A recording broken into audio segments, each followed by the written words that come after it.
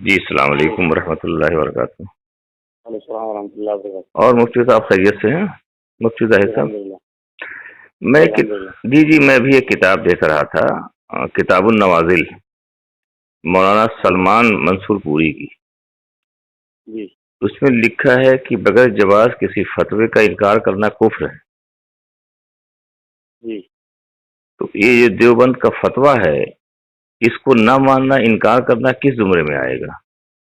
دیوبند والوں سے پوچھ رہے ہو؟ نہیں، میں آپ سے پوچھ رہا ہوں جو مجھ سے لوگ، کیوں پوچھ رہے ہو؟ مجھ سے کیوں پوچھ رہے ہو؟ اس لیے کہ آپ مفتی ہو نا۔ نہیں، آپ میرے علاوہ اور کوئی مفتی نہیں ملے؟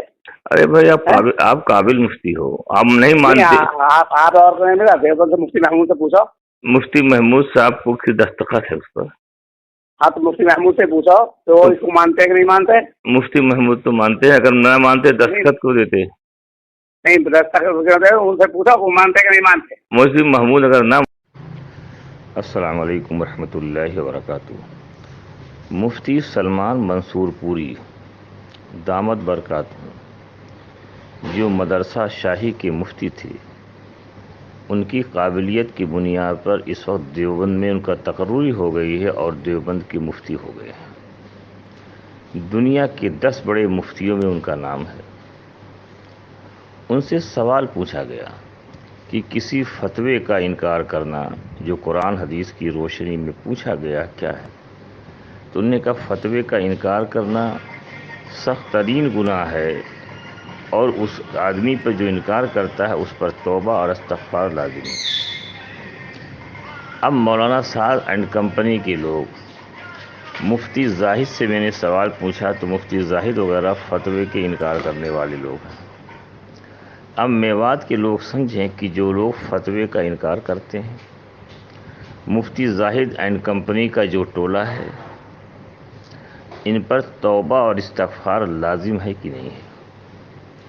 جو آدمی قرآن حدیث کی روشنی میں فتویٰ آ رہا ہے، وہ اس کو انکار کر رہا ہے، تو اب بتائیے آدمی وہ شریعت کی رہنمائی کیسے کرے گی؟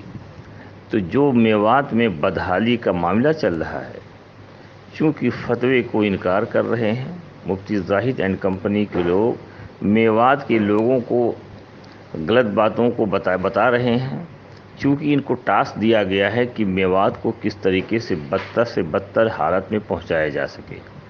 اس لیے جو قرآن حدیث کی روشنی میں فتویٰ ہے دارالعلوم دیوبند کا، اس کو ہی انکار کر رہے ہیں۔